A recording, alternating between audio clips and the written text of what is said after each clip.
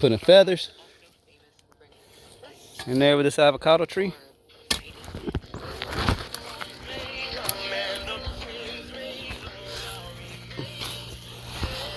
Thank you, Lord, for this tree and for friends to help pass along your creation, Lord, so that way we may be able to enjoy the fruits of which you grow.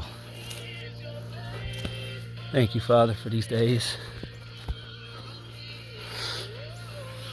Cast your cares upon the Lord, for if the birds don't store seed for the winter and they still eat, won't He take care of you? Listen to His word, dive into it. This tree will grow and you will grow in His word. Thank you, Father. In Jesus' name, amen.